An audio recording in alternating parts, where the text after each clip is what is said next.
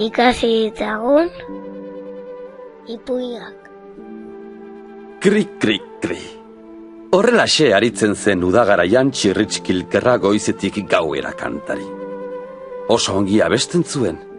Goizero eguzkiaren zain egoten zen bere zulotxotik irten eta abesten hasteko. Baina inguru haietan lehoi indartsu eta basati bat ere bizi zen. Orromarru zuen izena. Egunero entzuten zituen Kilkerraren abesti alaiak.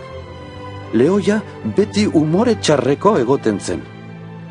Orromarruri amorrua ematen zion Txirritx beti alai eta kantari ikusteak. Eta hause pentsatu zuen behin lehoi arroputzak.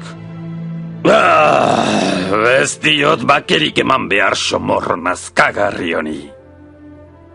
Honela, Kilkerra harrikoskor baten gainean kantari ari zen batean, lehoiak kras, atzaparra botazion.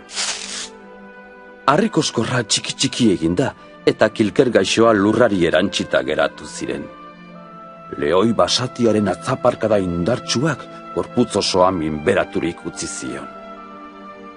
Hilko nintzela uste nuen, baina zergatik egin dit niri hau lehoi handi putzorrek? Pentsatu zuen bere artean Txirritxek.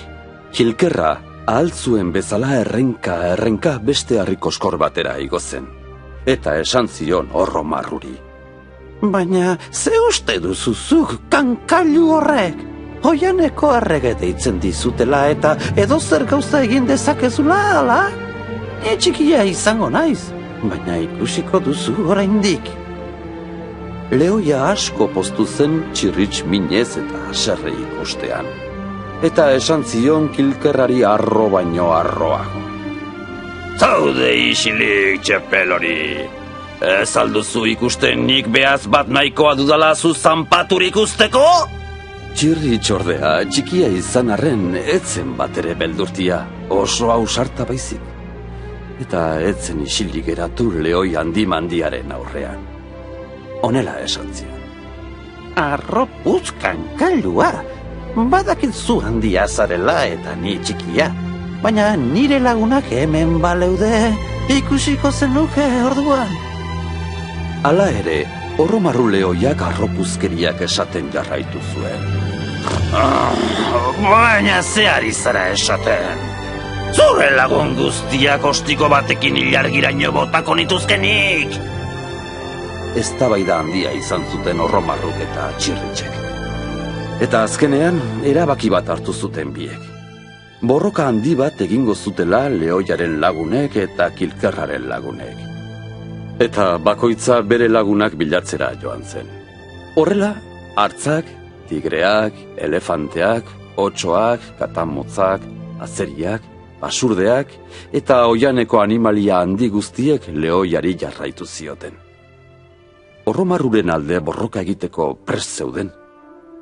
Hankapean txikituko ditugu inguru honetako somorro guztiak, esaten zuten. Kilkerraren lagunak txikiagoak ziren. Erleak, listorrak, arkakusoak, zorriak, euliak, eltxoak, eta beste animaliatxo asko eta asko. Denak txikiak ziren, baina ziztatzaile honak, eztentxo zorrotzekin. Ez izan beldurrik, asko gara eta erraz irabaziko diegu, esaten zuten. Iritsi zen borrokarako eguna eta ordua. Bi taldeak elkarrengana hurbiltzen ari ziren. Astera zijoan handien eta txikien arteko borrokaldia. Txirritxek etengabe animatzen zituen bere lagunak behin eta berriz hause esanez.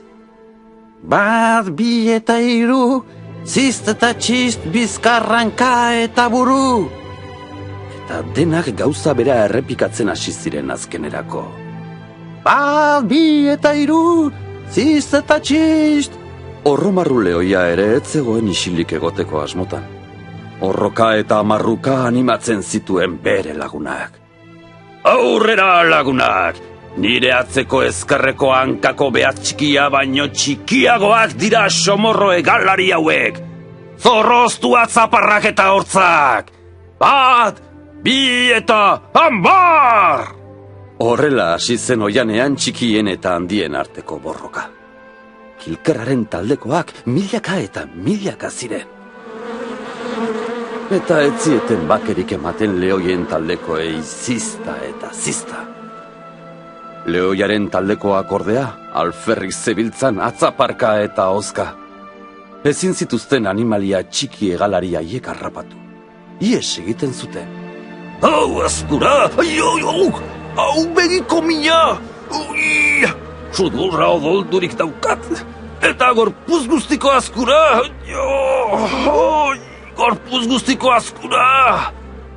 Eta horrelako gauzak esaten zituzten Lehoiaren taldekoek.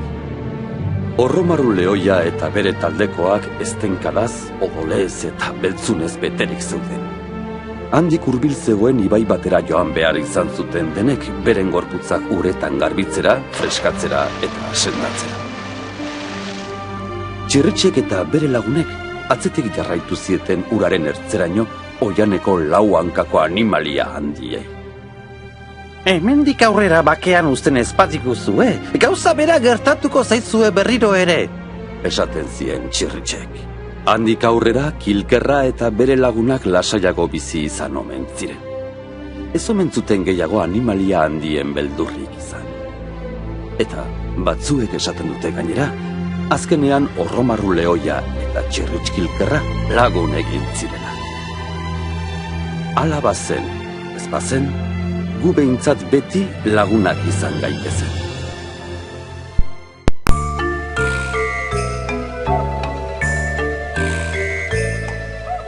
Azerretako Lehoia basoan, Kilkerraren hotsa guda osoan. Kilkerra